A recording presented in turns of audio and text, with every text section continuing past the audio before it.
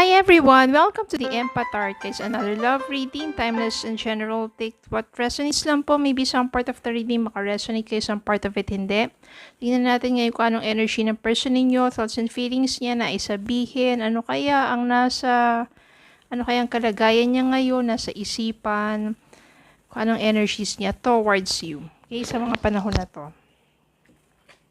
Spirit guys, send messages, anong message? Anong energy ng person nila, nais nilang sabihin sa kanila, damdamin, kaisipan, thoughts and feelings, anong sitwasyon nila ngayon, anong nais nilang sabihin, anong nais nilang gawin sa mga panahon na to, towards them. Spirit guys, send me messages.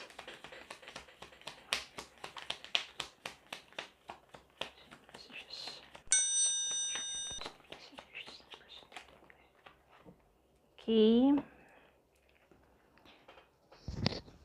I will wait for a sign from you.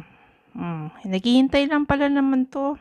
I feel you even though we are apart. Kahit magkalayo kayo, no, feel niya o ramdam pa rin niya yung presence mo sa buhay niya. I wish things could be different. Sana raw naging iba ang takbo ng iyong pagsasama. Siguro sabi niya, sana kayo pa rin ngayon. Sana hindi naging malabo, sana hindi naging magulo. Puro sana. No, for I wish. And ano ba nangyari sa inyo at ano pang energy niya, ano pang nais niya sabihin. Ano ba yung sign na yun? Siguro yung sign na yun is kung naka-block siya sa inyo, yung may unblock mo siya. Siguro yung sign na yun is kung nag-message siya sa'yo tapos nag-reply ka na sa kanya. Siguro yung sign na yun is kung mafe-feel niya yung energy mo na kaya mo na siyang patawarin. Ano kaya yung mga yun, no? I feel you even though we are apart. Ano pa ba ang energy ng person mo? Ano pa kaya? Okay, meron ditong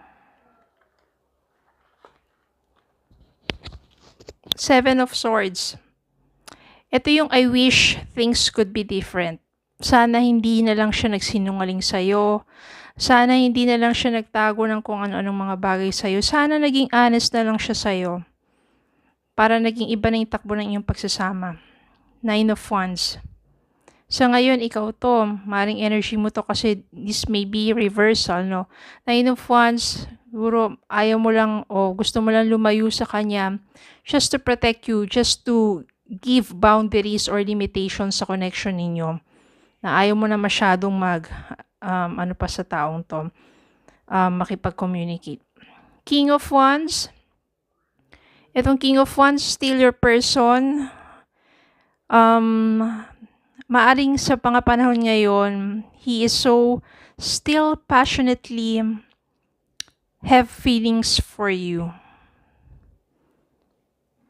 Star, umaasa tong taong to na magkakaroon ng panibagong direction, magkakaroon ng panibagong ningning ang mga tala para sa connection ninyong dalawa, na magkakaroon ng pag-asa na muli kayong magkausap at magkasama. Maaring sa mga panahon na yon talagang gagawin niya, ipupush niya na muli kayong magkausap, magkasama. Ibig sabihin, magiging persistent yan.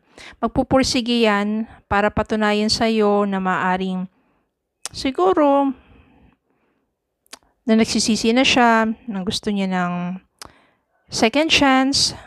Magiging persistent yan to push your connection for a second chance. Maybe this person, no, ngayon na-realize na niya na sana naging honest na siya at mas nag-mature na siya. Kasi nagkaroon na sa kanya ng judgment. Ibig sabihin yung awakening, ibig sabihin yung namulat na siya na hindi dapat ganun yung mga ginawa niya sa'yo. Yung mga kamalian niya, napagtantunan niya lahat yon. No, ang gusto niya maging successful, ang second chance para sa inyong dalawa. Nais niya magpahiwatig, no, nais niyang puntahan ka, nais niyang bigyan ka at mabigyan mo siya ng panibagong pagkakataon to prove him or herself to you. At ito yung pinakamaganda. Kung nais ninyo magkabalikan, maaring magkakaroon dito ng pagbabalikan.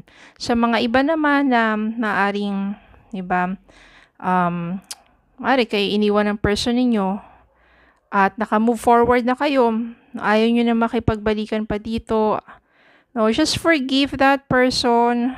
You learn from each other's you learn from each other, you learn from that relationship, you learn from your mistake, that person also learns a lot also from your connection sa mga nangyari sa inyo.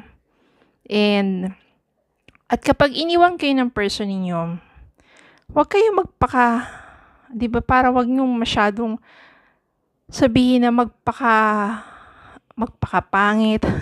Huwag niyong pabayaan ang sarili ninyo, huwag kayong lalong magloko, inom na lang inom ng alak, or, diba, huwag niyong pabayaan yung sarili ninyo kasi kapag minsan may pagkakataon na bigla kayong makita ng person ninyo, biglang magtagpo ang inyong landas, sasabihin niya na, tama lang na iniwan ko siya.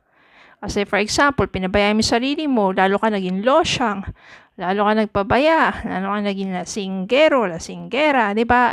Sabihin niya, tama lang na iniwan ko siya. Tama lang na, di ba? Hindi ko pinagpatuloy yung relasyon ko sa kanya. Pero, kapag ganun dapat, mas pinaganda mo yung sarili mo, di ba?